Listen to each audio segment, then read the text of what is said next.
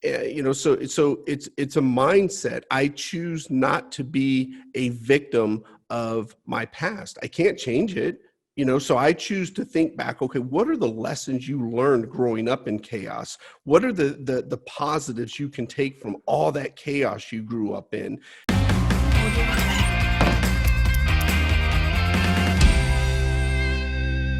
Hello, everybody. It's Jake Senzino, host of the Wheelbarrow Profits Podcast, here with my co-host, the multifamily mentor, the coach, chef, the father, six, the best-selling author, the G-Daddy, going live. Gino Barbaro. Gino, how's it going? Mr. Stenziano, fire, blood, and flood this weekend, right? That's something I learned at the Buy Right Boot Camp. We're managing properties. That's what you're going to expect when you get into multifamily. I thought this was a family outlet. But it was a great weekend. We were in Atlanta this weekend at our Buy Right Boot Camp. We're teaching our students. Tough market, but you know what? It's better not to make a mistake. No deal is better than a bad deal. So it was a great weekend. We got to network with the students and got them back in sunny Florida. How you doing, bro? Always making it happen, big man. Excited about today's show because we have a non-real estate guest, and I'm going to learn something. So that's what not that I know everything about real estate, but I know I'm going to learn a lot today. So today's guest is JeVon McCormick, President and CEO of Scribe Media, a publishing company that helps individuals from a variety of backgrounds write, publish, and market their books.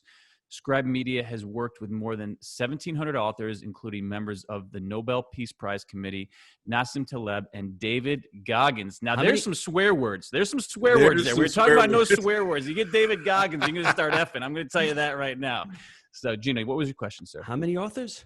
1,700. How many? Yeah. 1,700. A lot of folks. A lot of good folks. A lot of authors. There's a lot of great books out there, everybody. A lot of good books. And furthermore, JeVon is passionate about conscious entrepreneurship and creating opportunities for at-risk youth. He has mentored young men and women in the juvenile justice system, as well as those in lower economic communities. So without further ado, JeVon, it took us a minute to get here, but welcome to the show. Gentlemen, how are you? We're doing great. Hey, so since you brought up real estate, we'll take it back a few years so we're all on the same page. Right before the credit crisis / Great Recession, I was in the mortgage industry. I worked for Countrywide and Wachovia. So you've seen some stuff. Oh, I've seen some things. Not only have I seen some things, I've done some things. Wow. So unpack that a little bit for us. Tell us about that transition to today and your time at Scribe. I want to hear the story before we get into this. Oh, wow. How did I, so you want me to take you from how I went from mortgages to Scribe? Any good thing because you mentioned the mortgages. So maybe give us a horror story and then the transition into Scribe. Oh man, the best story I can have about the mortgage industry was when things started really going under. I remember getting a call from my mother and she said, did you have anything to do with this? And I said, a little bit.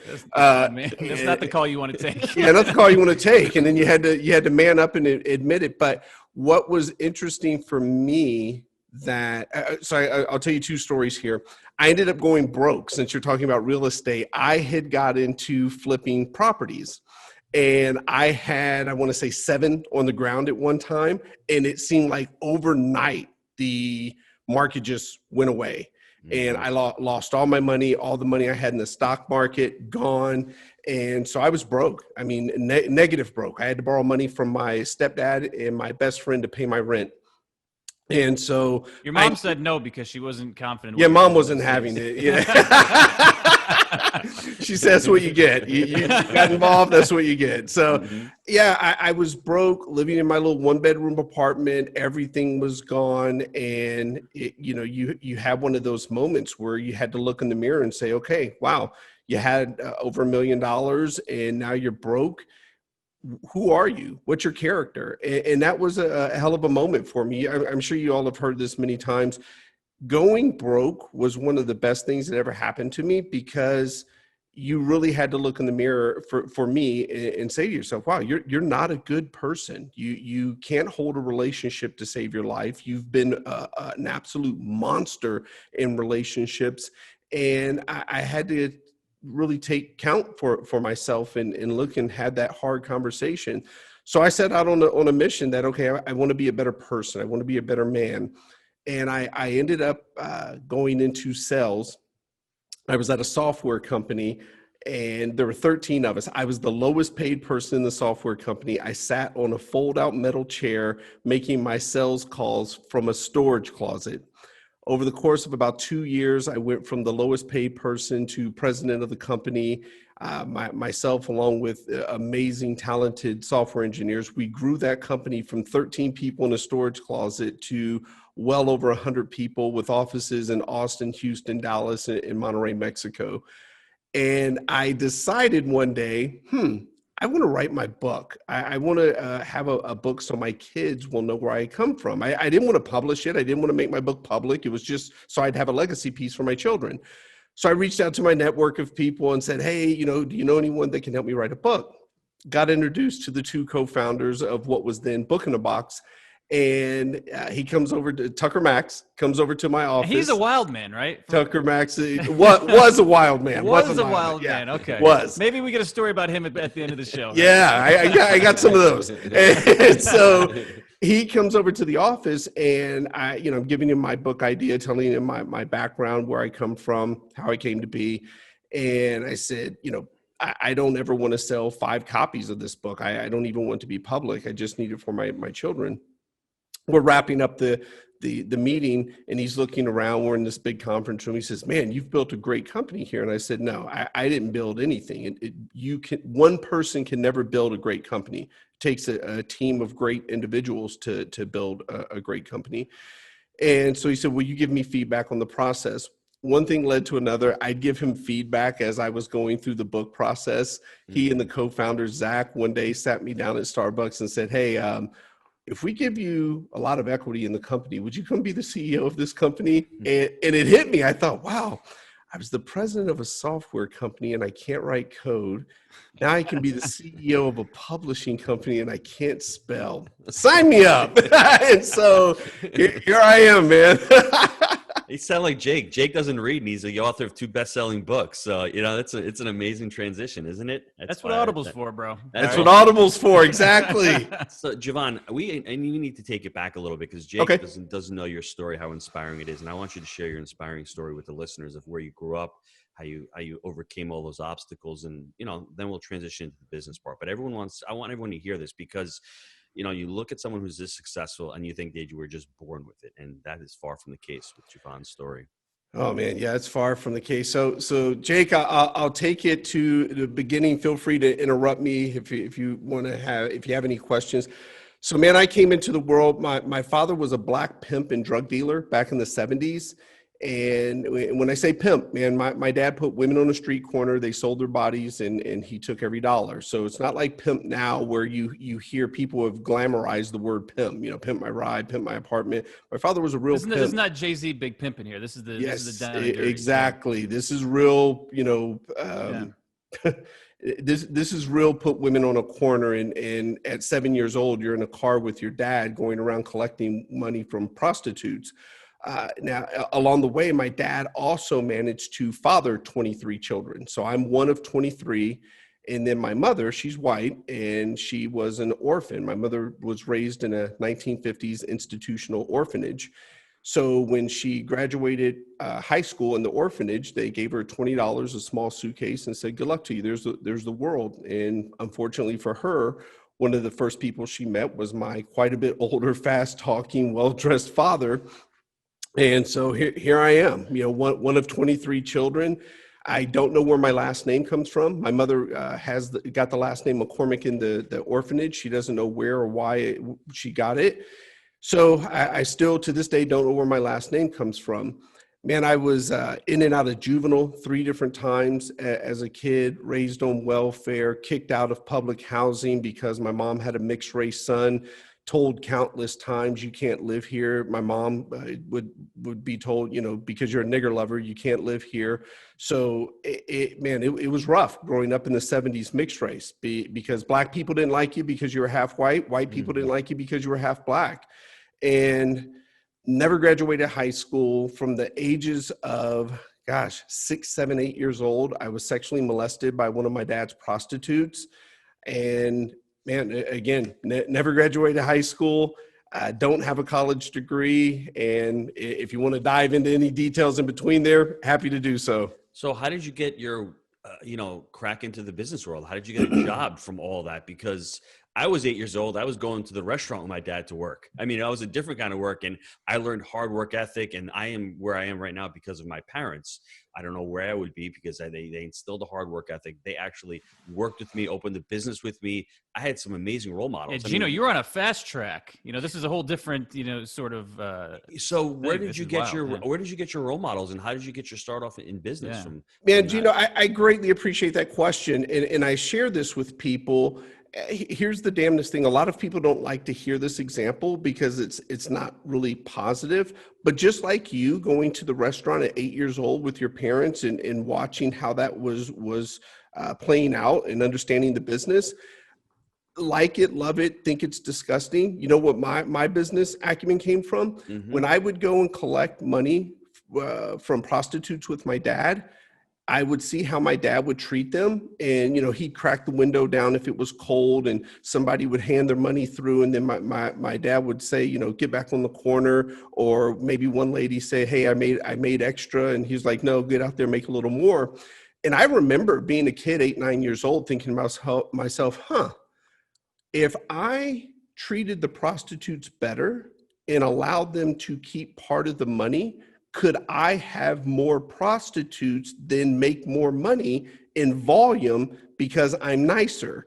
And so I can track it all the way back to 8, 9 years old. Wow. Where I was already thinking about how do you take this business and scale it, make it better, make it bigger. And more importantly, just like the principles we do now here in the company, how do you do right by people? How do you put people first? And someone could say, well, it was prostitution. Yes, but I was already considering how do you treat them nicer to where if they're willing to give you all the money, my God, if I let them keep 40%, my attitude was I'll have a ton of prostitutes that'll want to work with me. You were exposed to business then. Yes. You were just exposed to a very challenging, unethical business, to say the least. Very different. Guys, I'll say this, and this is sad. Where I come from, the lower economic communities, and some would even say the underbelly of our country. Here's what's interesting. I said this before, and I caught a lot of flack for it, but when people sat back and thought about it, it was the truth. Pharmaceutical reps are legalized drug dealers. I was one. And there you go. So this is going to resonate with you. In where I come from, every drug dealer knows the rule. The first sample is free because we want to get you hooked. We want you to keep coming back, and then now you're hooked, and you keep purchasing. What do pharmaceutical reps do for a living? They hand out free samples. That was the whole game. Yeah. Yes. Yeah. And so what's funny about this is we choose as a society to say what's legal and what's not legal. And I grew up with my dad always saying to me, the only difference between him and the CEO of Budweiser is our government chose to make his drug legal. And he would always point out to us that alcohol used to be illegal in this country during Prohibition. Mm-hmm. And so I'm adamant that if you took some of these street kids from the hood and you showed them that, hey, guess what? Not only will we give you a company car and a company cell phone and an expense account, you can win awards and bonuses for being a legalized drug dealer. They just don't know that exists. So unfortunately, where I come from, there's a lot we don't know. How am I supposed to know about organic food when there's no Whole Foods in my community? Mm-hmm. Hey, JeVon, there's a barrier to entry too, though, because I had to go out and get a bachelor's degree to get that pharmaceutical job. And the reason I knew that is because I spoke to a pharmaceutical rep and he said, this is the path that you have to take to get there. Yep. But it was bullshit. My bachelor's degree did absolutely zero for me as being a pharmaceutical rep, had zero training. My job at Radio Shack that I held prior was better than anything else that I had to train me to be a pharmaceutical rep. And that's the truth. Yep. So it's part of this system that's dependent on going to college and following the mold that is also preventing and holding some of these kids back. Man, that's so guys, crazy. There's two industries that use that call their clients users. Drug dealers Drug dealers and social media. Yep. Facebook calls their people users. So we can equate social media to some kind of dependency. It's all smack. I just heard this the other day. I was like, wow, that is pretty unfreaking believable if you think about that, right? So everyone on social media, the little dopamine hit, it's maybe happening something different, but that, and like anything else, if it overtakes your life and you cannot do without it, just check yourself and see what's going on. Yep. Yeah. JeVon, I have a question for you though. How did you extricate yourself from that? Because it's a mindset, right? You're in a mindset. You're in that culture. Like Jim Rohn says, you're the average of the 5 people that you surround yourself with most. How did you start? You must have started surrounding yourself with better people. I don't want to say better, but people with skills, because skills you learn in the business. How did you do that?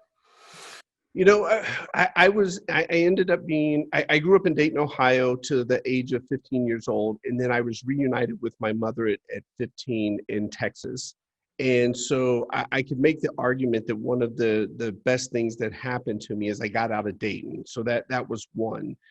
The other, when I got out of Dayton, I'll give you guys a funny story. My mom takes me, she enrolls me in school, and I'm sitting there with the counselor, and I'm supposed to be, I'm a sophomore in high school, or supposed to be, and the counselor says, okay, you're supposed to be in these classes, and she says geometry.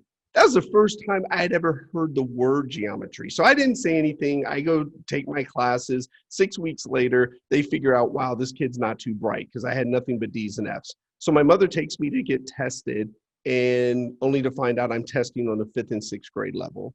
So I never graduated high school, had to go to summer school to get my GED, but it says high school diploma on it. So damn it, I got a high school diploma. So, but it's my first job, to directly answer your question, my first job was cleaning toilets at a restaurant. And my role was to clean the toilets and be a busboy. And I remember one day I came in and I was looking at the toilets because I cleaned them from the night before, and it was filthy. It was just horrible. And I stood there and I looked and I said, okay, if this is my role, if this is my job, I am going to have the cleanest toilets in the city of San Antonio in the state of Texas. And from that point forward, everything I did, I remembered something my dad had shared with me. He said, no matter what you do in life, be the best at it. He said, if you're going to sweep streets, be the best street sweeper. Now, he could have given me a little more to aspire to, but that was the message. And it was then when I was standing there looking at the toilets that I said, okay, I'm going to be the best that I can possibly be. Fast forward a little bit, I ended up, my mom got me a job. I was 18 years old at the insurance company she was working at. And my role was to file papers and to deliver the mail. I had a little cart and I delivered the mail to everyone. Greatest thing I was ever introduced to. I'm walking by this room and I see a sign and it says free lunch and learn. So all I saw was free lunch. And so that's all that I'm in, whatever it is. So it said free lunch and learn, 401k. Guys, this will tell you everything about, you don't know what you don't know. I thought 401k was the conference room number. I had no clue what 401k was. So I go in, free lunch, sweet, sign me up.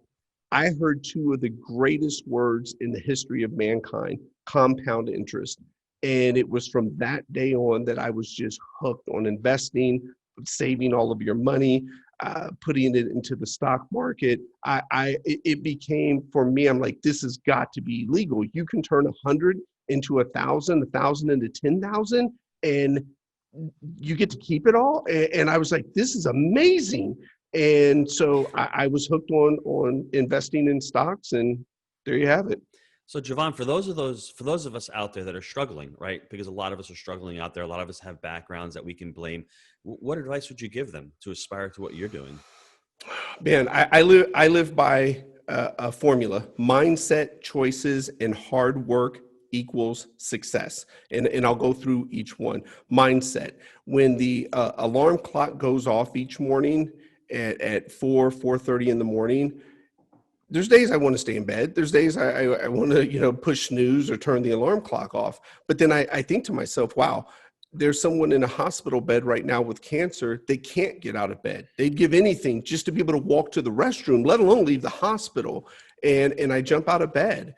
So it's a mindset. I choose not to be a victim of my past. I can't change it. So I choose to think back, okay, what are the lessons you learned growing up in chaos? What are the positives you can take from all that chaos you grew up in?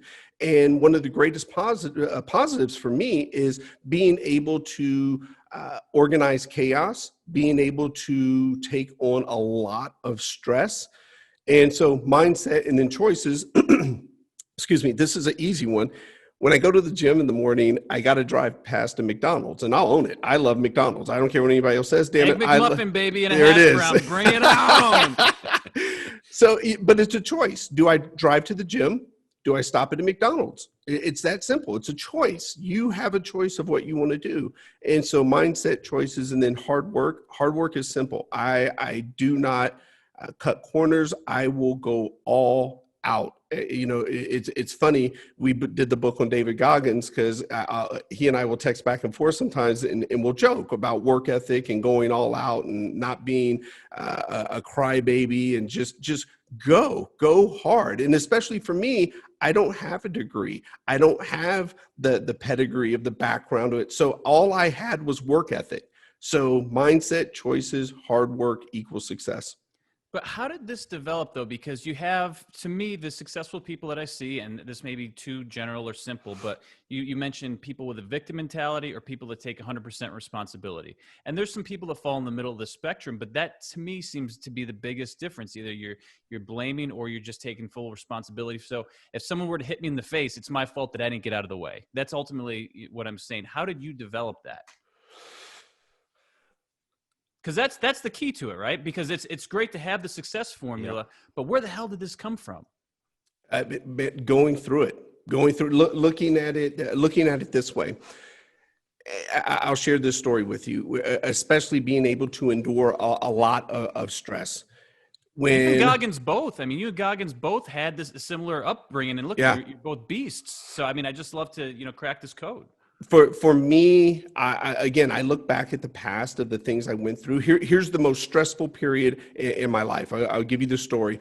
My dad had said he was going to England for 2 weeks. Came home. It was me, my dad, the prostitute, and my 3 half brothers and sisters. My dad came home one day. We hadn't seen him in a while. Came home and said, "Hey, I'm going to England for 2 weeks," and just took off. Bye, see ya. I was like, wow, okay. So he left me with the prostitute. Prostitute was a horrific heroin addict.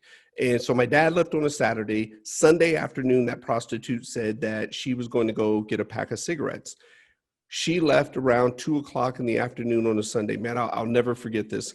And Sunday night comes around, she's not back. Monday night comes around, she's not back. It's February, Dayton, Ohio. It's cold. I'm with my 3 half brothers and sisters. Wednesday comes around, and I'm supposed to be in school. She's still not back. And I realized we don't have any more food. So I got to tell my 4-year-old half sister to babysit my 3-year-old half sister and my 2-year-old brother. And a 4-year-old, I'm telling her, you got to babysit. I got to go down to the store and steal food. So I go down to the store, steal food, come back in the house, and it hits me immediately. Oh man, we don't have any diapers. So I had to potty train my 2-year-old brother. I'm 12 years old. And I remember he's sitting on the toilet, and I'm looking at him, he's looking at me, I'm crying, he's crying. And I said to him, I go, look, man, until something comes out, this is how it's going down. and so I'll fast forward. We were there. That is truly bleeper, get off the pot, right? Yes, exactly.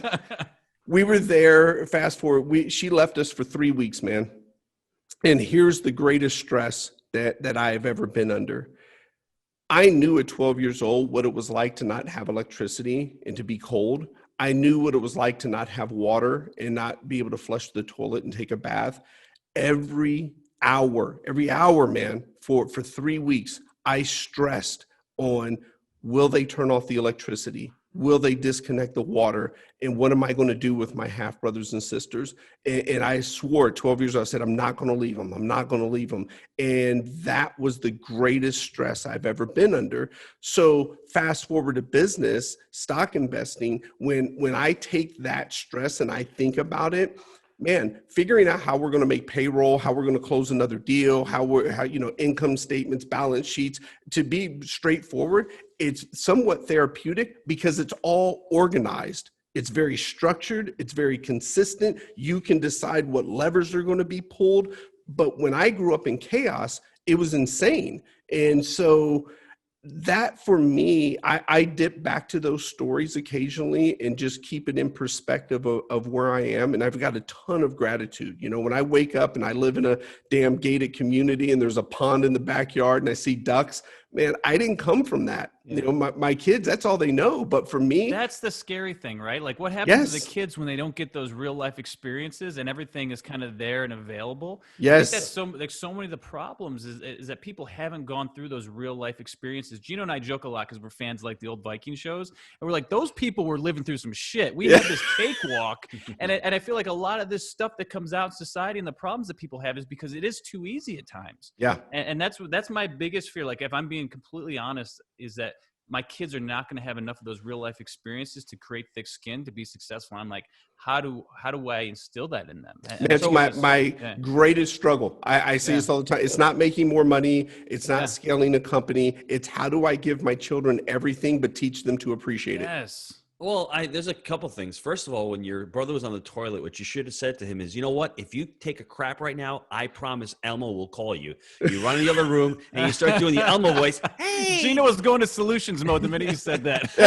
I just was getting PTSD because I've had 6 kids that we've had to do this through. And by the 4th or 5th one, we figured it out. First of all, it's not that big of a deal. The kid can't take a crap unless you're 12 years old. It is when you're 12 years old. That's for sure. Yes, but if you're a parent, chill out. It's not the end of the world.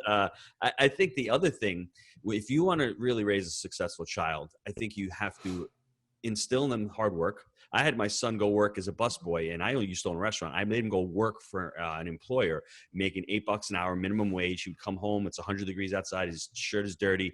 He said, "Dad, I don't want to do that anymore." Good. So check that one off. That's hard work, right? And now that he works for me, you hold him accountable. I just had an argument with my daughter 2 minutes ago, and I'm the boss. I'm telling you to do something. If you don't want to do it, you don't have to work for me. All right. That's the bottom line. You treat your children when they're working for you. They're an employee. I'm the employer. When they were working with grandma at the restaurant, it was a different story. It was a great job, great responsibility, excellent social skills, but it's a different mindset. Let the kids go out and get a job when they're young. Yep. I was delivering newspapers when I was 14 years old. I was working with my dad at 8. My dad had partners, and my dad's partners used to yell at me.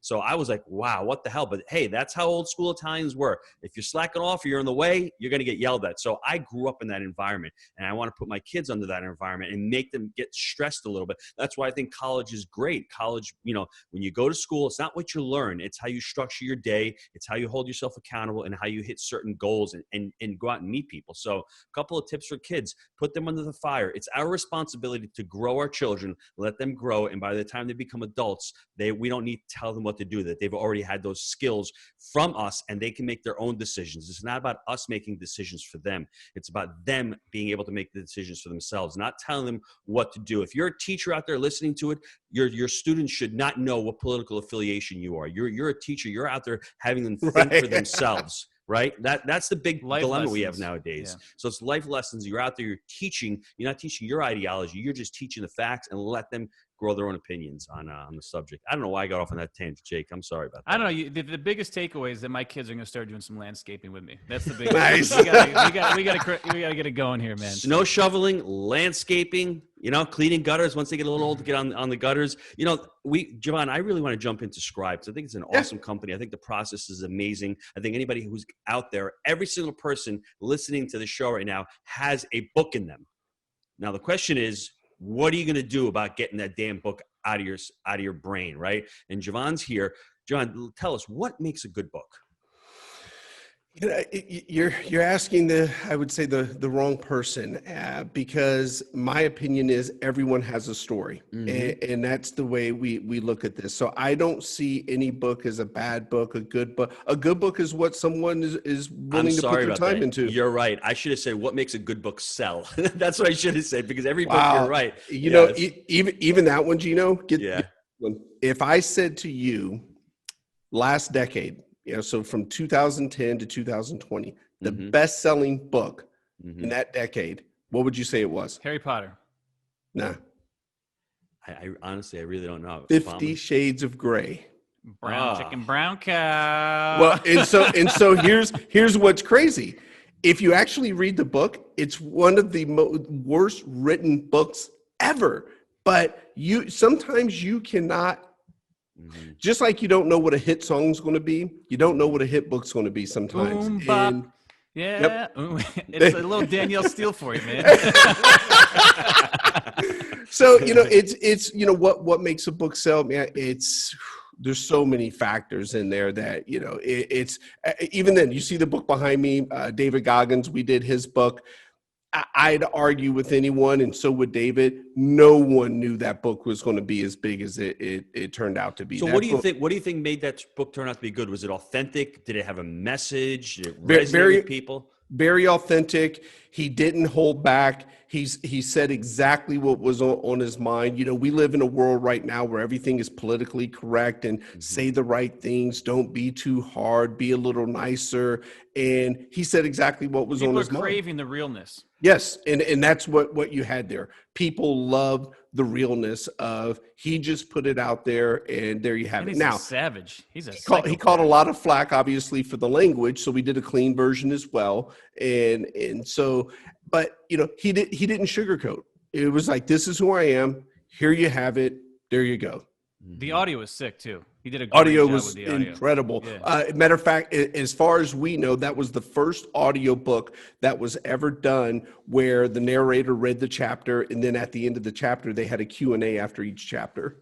We picked up on that. That's We did awesome. on our last one. That's what we did, bro. So JeVon, what other authors have you really enjoyed working with at Scribe? Goggins, obviously, that's an easy one to say. One of my favorites was we did the book for the first Black female in America to own $1 billion company, and everyone thinks it's Oprah, and it wasn't. It's Janice Bryant Howroyd, and that was pretty cool because you're essentially speaking to a historical figure for the first Black woman in America to own $1 billion company. That was pretty cool. Oprah's a better marketer, huh, Jake? Oprah's a beast. I'll say this, for quality, it really said a lot for us, and it took us next level on a quality perspective when we had the absolute honor, because that's what it was, to publish the book for the Nobel Peace Prize Committee. Man, that really spoke volumes about what we do, how we do it, the quality we provide. That was next level. What do you love about your job? Oh man, people. I live, as far as business, here's the way I live: people, process, profits. If you have great people, you can build great process, you can make great profits. Unfortunately, so many companies get those out of order. They put profits first, or they put process first. And I'll argue with anyone. I've had so many people say, well, JT, you got to have a flawless process. And I said, hey, you can have a flawless process. If you put bad people in a flawless process, they will wreck your process. So let me work with great people. We'll build great process. We'll make great profits. And I truly believe you can be profitable and do good at the same time. Love that. Because, hey, dude, check it out. It's like football. When the play breaks down, what are you going to do at that point? Are you going to get creamed and sacked and then the play ends? Because that's business, right? The play is going to break down at some point, and you're going to have to figure it out, and you go back and you try to run it flawlessly, but are you being able to scramble and hit somebody on the run? So I think that's a great point. JT, I think it's important. It's very similar to what I think Herb Kelleher from Southwest said. It's all about the employees. If you take care of the employees, they will ultimately, number 2, take care of the customers. And number 3, the shareholders will be rewarded. Yes. So any entrepreneur out there, very similar to what JT said, think of your employees. And I didn't do this at the restaurant. That's why I wasn't successful. Think of the employees, work hard with them, train them, put them in the right seats, empower them, have your core values, your mission statement, take care of them. They will take care of your customers, which is number 2. And the customers are going to spend money. They're going to be repeat customers, And number 3, the shareholders, the owner draws will follow. Yep. Sometimes it's not easy, but that's the formula. And that's what I've learned in my It's entrepreneurial us journey. for them, right, Gino? Yeah. It's us, the Yes. family, for the people Yeah. that you're serving. So- It's interesting, man, Gino, because a year ago, 18 months ago, we were named the #1 company culture Yes. in America Saw by that. Entrepreneur Oh, you Magazine. gotta Congrats. unpack that and tell us how you did it, man, because that's so important to me. Come I on, was give me waiting. some I was waiting tips, for. man. I was waiting for personal growth on that one, but okay, you blew Oh, that man. up for me. Here's for us. There's so many little things that we get into of how we work. So we have a culture Bible, and it's public facing, and you see all of our principles and values. And the reason why it's public facing, anybody can comment on it. They make a correction if they see a comma out of order or whatever. And the reason why we do that is, here's what I have found to be very ass backwards in life. When you go to work for most companies, you don't know what they stand for until your first week of onboarding. You don't know their principles and values. You don't know what they stand for until you actually get hired with the company. We want you to know who we are before you get here, because you may not like what we stand for. And that's a benefit. And that's for both okay. sides. Yes, that's okay. Now, this isn't for everyone. Not a problem. And so there's internally, we have a language Bible on how we do things. So no one works for me. Everyone works with me. I'm no one's boss. I'm no one's, you are my direct report. No, if you are in leadership in this company, you are here to serve and support. So we have direct supports. So if you speak to someone, you say, hey, who's your direct support? There are no direct reports here. So a lot of what we do is language. And I've even incorporated for me, growing up, this ties to me personally and to the business. 3 words I eliminated from my vocabulary when I was a kid. This goes back to you all asked me how I did this. 3 words I eliminated: hope, wish, and luck. And I'll go into all 3 of those. Hope. When I was a kid and I would hope my dad would come pick me up, never produced anything. When I would hope there would be something to eat when I got home, never produced anything.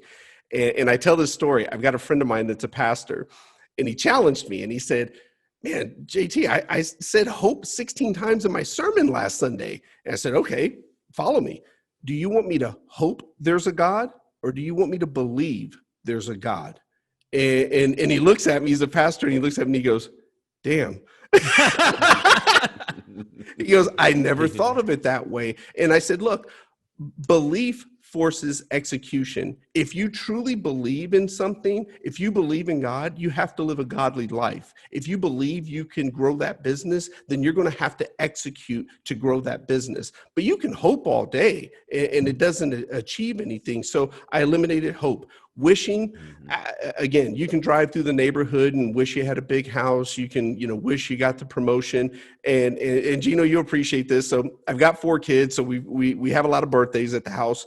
When my children have their birthday cake, when they go to blow out the candles, we don't say make a wish. We say make a goal. And so the word wish is completely out of our household. There's no when you wish up on a star. No, we don't do that. When you set goals upon a star, you set your goals dreams will upon come a star.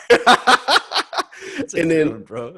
Luck, I don't even, that's just a nasty word, luck. And people will say, oh my gosh, the $100 million lottery winner, they were so lucky. No, they bought a ticket. They executed. That's right. So we're really conscious about the words we use internally.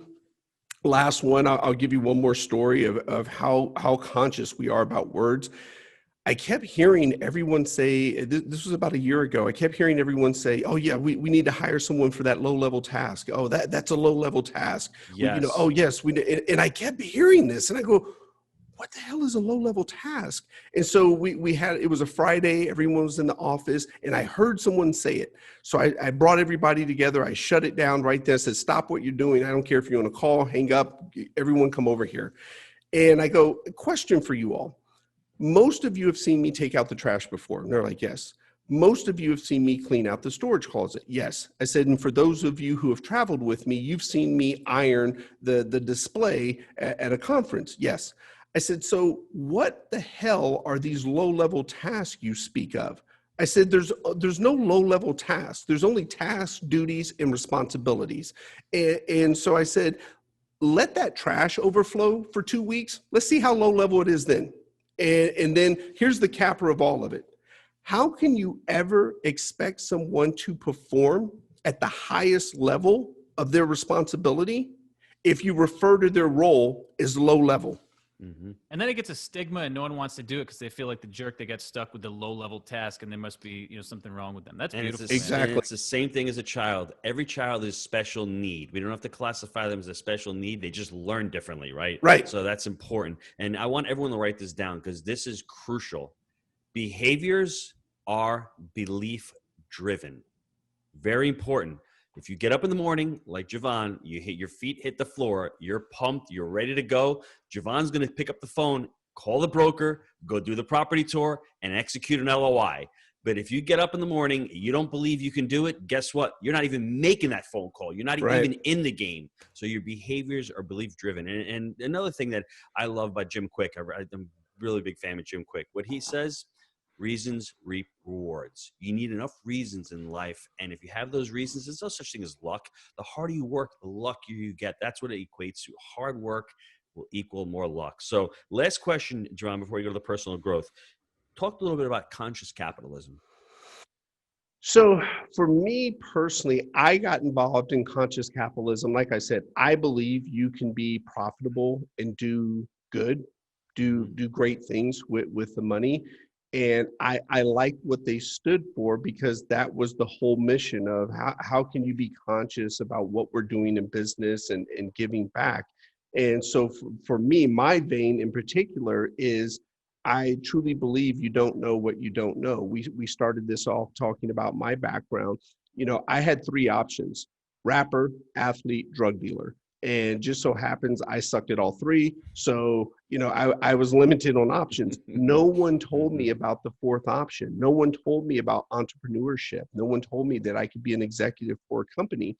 So for me, why is that? Why did no one tell you that? Man, well, where I grew up, most of the time you're spent trying to stay alive or trying to find your next meal, and so there's not a lot of, and no one is showing you anything. I'm big on show and tell, and what I mean by that, someone said, "How would I change the education system right now?" And I said, in your freshman year, I would add a class called show and tell. And I go, not like my 6-year-old that takes her favorite toy and she tells you about it. Show and tell. Show me attention to detail. Tell me why it's important. Show me a wealth advisor. Tell me how I can become one. I don't know if this one will come back given the virus, but show me how to shake a hand and look someone in the eyes. Tell me why it's important. Show me what punctuality looks like. Tell me why it's important. It's a travesty that in our country, 40% of all graduating high school seniors, I don't care where you fall on the economic ladder, 40% of all graduating high school seniors will not go to college, but we expect you to go out into the world and be a productive member of society, but we haven't taught you a damn thing. We're still teaching what Columbus Day is, and we know damn well he didn't discover America. And so I'm blown away at why we don't have a class called show and tell. The things that have helped me in life to be successful did not come from telling me about, and I'm not saying this isn't important, telling me about the Civil War and what year it happened and the things that have helped me be successful in life came through me watching, learning, observing, but they're also things that someone could have told me. How am I supposed? It's exposure, though, too. Because yes. I'll give you an example. You just resonated with me so hard because when I was a kid, I grew up in a very rural area, Western New York, Rust Belt, right? You mentioned Ohio. In this town, there was a furniture factory, there was teachers, and there was cops. I don't know why there was a shit ton of cops in this town. It was like 1,800 people, but there's sheriffs, state police, and town cops. And I'm like, and I had family members that were police officers. So my exposure was I could work at the furniture factory, I could be a teacher, or I could be a cop. I ended up failing the psych exam to be a cop, right? So I went to school to be a gym teacher initially. There's no exposure. Right. So to your point, if you're exposed, and in a million years, I never thought I would be a business owner. Right. Because I was never exposed to it. It wasn't a thing. It was for someone else in some la-la fairyland. So I think that exposure is crucial, man. You bring up a great point. That's my whole point, man. And so Yeah. take it back to conscious capitalism. I make no secrets about it. I am fiscally ultra conservative. Although I grew up poor, I learned what taxes were real quick, and I don't like them. And so I love to keep as much money as I can. Someone taught me this is not how much you make, it's how much you keep. And so to the conscious point of this, though, think about this. How am I supposed to know what organic food is when there's no Whole Foods? How am I supposed to know what banking is when there's no Chase Bank in the communities I grew up? But there's a liquor store, a pawn shop, a payday loan, and a checks cash. Planned Parenthood. Talk about a death spiral. Yes. And so for me, my goal from a conscious capitalism standpoint, from a tax standpoint, I feel that if we incentivized corporations to open up a Starbucks in these lower economic communities, a Whole Foods, and gave them tax breaks for doing so, because it's fair. Those locations may not be as profitable, but what are we doing when we're showing what's possible? It's exposure. And, right. It's sad that in our country right now, in the communities that I came from, that they know what a food desert is, but they have no clue what organic food is. That's sad. Mm-hmm. So, JeVon, you resonate with me there because we created the Youth Academy for Jake and Gino, because my mantra, my motto with that is people with financial intelligence can change the world for the better. And in the Youth Academy, it's all about what parents can do, skills to learn, money, investing, taxes, insurance, all these things that we're not taught in school that the majority of people are not exposed to. And I think a lot of those skills that we need to learn are all found in the Youth Academy. So big shout out to you for mentioning that, because conscious capitalism, it's awesome. You're not going to make as much money in those inner cities, but you know what? Bringing it there and creating jobs and creating an opportunity. Magic Johnson was big on that years ago. And it might not be right away, but over time, maybe it hits too, Gino. Yes, so It will, because then all of a sudden jobs will start. They'll start changing their behaviors. Maybe they don't go to Dunkin'. Maybe they go to Starbucks. Let them spend their money where they want to. Right now, we have these predetermined things, like Magic Johnson used to say, I'm going to open a Starbucks store. Give them the opportunity, the choice to make that selection. If you don't even have the ability to make that selection, how fair is that in life? Right. All So, right, I'm going to pull the e-brake and get a little more light and fluffy, because we're getting a little heavy. Give me a good Tucker Max story, because you got me interested in that earlier. Oh man, my so this is awesome. So when I go out and I speak, I'm at a conference or whatever, which is still mind blowing that people pay me to come speak. But when I'm at a conference, people will come up like, "Oh my God, what's it like to work with Tucker Max? Oh man, it's got to be so cool." And here's why I just completely deflate their view of Tucker Max. I said, oh man, because what they want to hear is that I come into the office and Tucker's passed out in the conference room with naked women and beer cans everywhere. That's what they want to hear. Well, that's what they've heard from him. Right. But then I tell them, I said, yeah, oh man, okay, I got one for you. You ready? I said, every night, Tucker's in bed by 9:30. He has 3 children, 2 dogs. He lives in a gated community, and he has a wine cellar. and they looked at me like, what? And I said, that's Tucker Max. So dude, he grew up. Man, I don't even know if I say he grew up. His priorities changed in life. He has a wonderful wife that supports him. He has 3 children. Like I said, Tucker's got a daughter now, and he's got a pool in his backyard, and it's a completely different Tucker Max than people still want Tucker from the book. And the way I equate it is someone who's maybe watched a sitcom for years and they've identified with the character, then they meet that person and that's the character they think that person is. Yeah. And that's not who he is. Like I said, Tucker's literally in bed each night by 9:30. Nice. What is your best habit for success? Consistency, man. Structure, consistency, organization, and but belief in yourself. And I know that was a lot there, but here's the last one for me also. Gratitude. We as humans, we live in our own bubble. So when things are going bad, oh my God, it's so hard for me. This is what's happening to me, and my world is this. I always take time, and I call it the 1 mile radius rule. Go stand outside your house or go stand outside your office, and within a 1 mile radius, there's somebody that will trade places with you. And I never forget that. I don't care what political side of the fence you fall on. Right now, there's a single mom with 2 kids walking 1,100 miles from Honduras, trying to get into this country and cross the border to create an opportunity for herself and for her children. Man, on my worst day of being sexually molested, on my worst day of being left, being beat, being in juvenile, on my worst days, I've never had to face trying to cross this border to get in this country. Damn it, I was born here. I have a responsibility to be successful. Woo! You and Goggins, 2 peas in a pod, man. Holy shit. Any book recommendations? I know this is a little silly asking you this, but anything you guys got coming out right now that we got to keep an eye out for? You know, the one, it's an academic book, but we just published for an Ascend to Lev. Well, we got to be able to get it on Audible too, so just keep in mind. Oh, yeah, no kidding. I'm like you. Tucker makes fun of me. He goes, man, you got to be the only CEO of a publishing company that doesn't actually read the books. So I listened to him. Oh, man. I can tell you the most recent book I just finished yesterday, and it was audiobook. It's called Lights Out. It's the story of General Electric and how they just completely lost their way, went under. Great story of how it transitioned from Jack Welch to ML to then Flannery, and then he was out, and it's just a phenomenal story. But I love business, man. I love all things business, the decision making. Why did you go that direction? The fact that they had over 500 P&Ls in that company. I'm like, no wonder you went under. So it's those stories are fascinating to me if you're into business. So I am.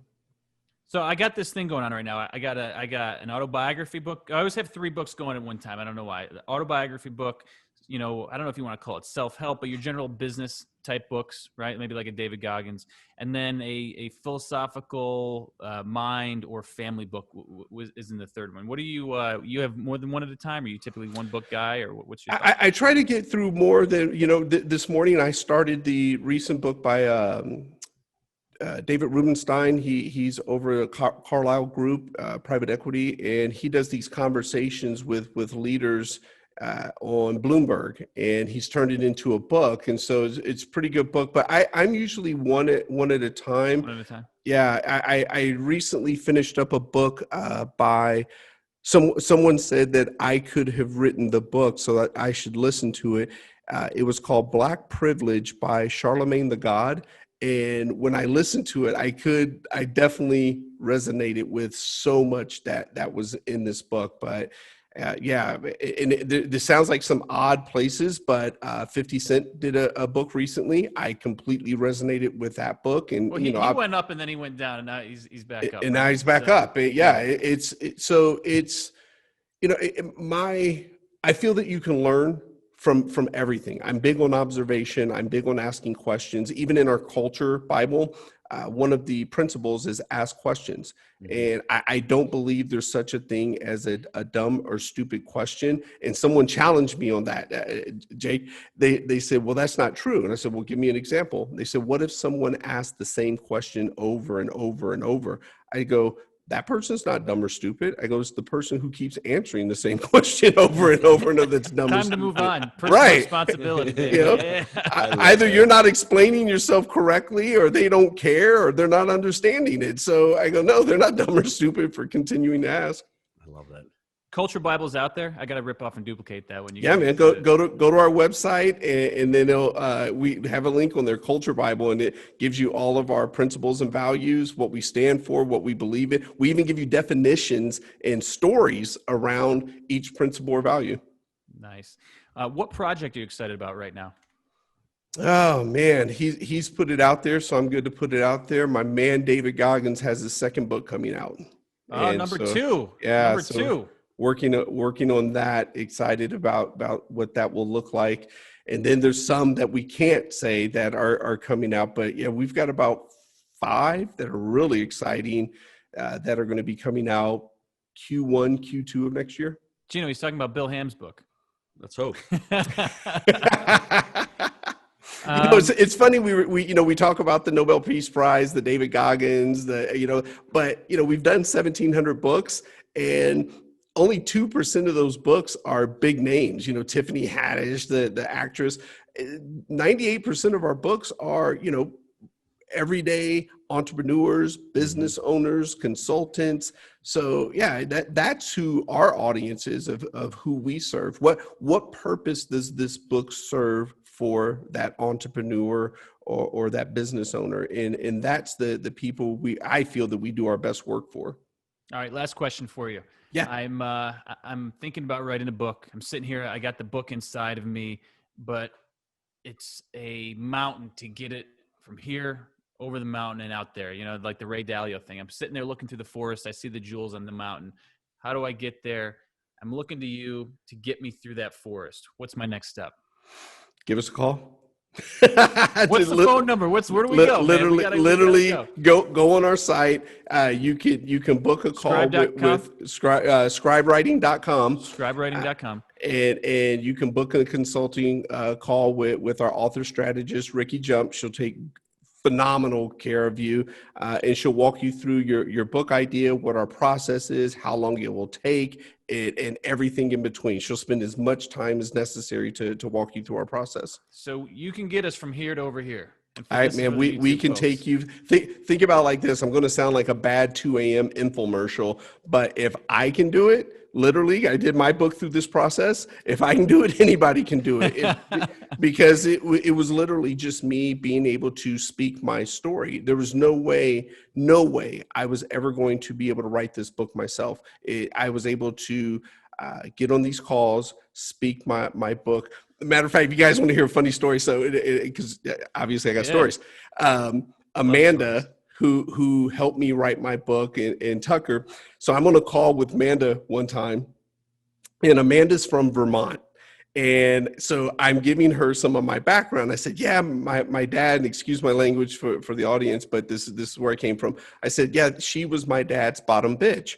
And Amanda goes, what? And I had to explain to her what a bottom bitch was. And she was like, oh my God, I've never heard of this, blah, blah, blah. And she goes, do you mind if I share this with some of my friends and family? I said, yeah, go for it. And so she said her friends were like, whose book are you writing? What is this? But then on another occasion, I'm on the phone with Amanda. We're doing our interviews, and she says, "Oh yeah, my family and I we're headed up to Maine. We summer in Maine." And I go, "What the hell is summering in Maine? Like, what is this you speak of?" And she goes, "What do you mean?" And I go, you summer in Maine. What does that mean? Oh, my family has a house up there. We go up there and we spend the summer. And I was like, wow. But what was so awesome about it is I didn't completely know her world. She didn't know mine. And from doing the book, it forced me to really give her the details of my background, which made for an incredible book, because now the details are what make for a great story. So when you're on these calls with your scribe, that's what they're pushing for, is to find those details that make for a great story, that make for a great book. And now the name of the company makes sense to me, Gino. There you go. Explain that. There you go. Think about that. Socrates didn't write anything down. Malcolm X didn't write anything down. Jesus didn't write anything down. They all had scribes. So we figured, okay, let's name the company Scribe. Those books work. G-Dad, take us home. So, Jake, it's 1975, a cold day in Dayton, Ohio. Young JeVon is in the car with his dad. He sees his dad roll down the window, get some money from a coworker. And JeVon's thinking to himself, there's got to be a better way. If I could think of treating that person a little bit better, maybe I can make some more money and she can make more money, right? Fast forward, JeVon has got 23 half brothers and sisters. At 12 years old, he's trying to help his little brother go poo-poo on the toilet. And he's worried about getting food, and he's worried about getting the water shut off and getting the electric shut off. And when we sit down after we listen to this recording, I want everyone to put that into perspective. Whatever you have going on today, that's tough. So don't be a victim. Become ultimately responsible for your life. I took some more notes down here. JeVon started a sales company, became the president, then transitioned over to Scribe, where they've produced over 1,700 books. Amazing. I love what he said about mindset, choices, hard work, that equals success. Let me say that again to you, everybody. Your mindset, the choices you make or you don't make, and your hard work, that equals success. And ultimately, he loves what he's doing. He's impacted a lot of people, and conscious capitalism. He's always thinking about gratitude and about giving back. That's JeVon's story in 30 seconds. I hope I did it justice. My man. And he's making goals upon a star. That was sweet, man. That was so much fun, JeVon. I really, really appreciate your time, your wealth of knowledge, a very inspiring individual, and we're just so appreciative to have you on today. So thanks you so JeVon. much. Oh, guys, this was great. I truly appreciate you having me on, humbled and flattered. Likewise. All right, everyone. Take care. Make it happen out there today. See you.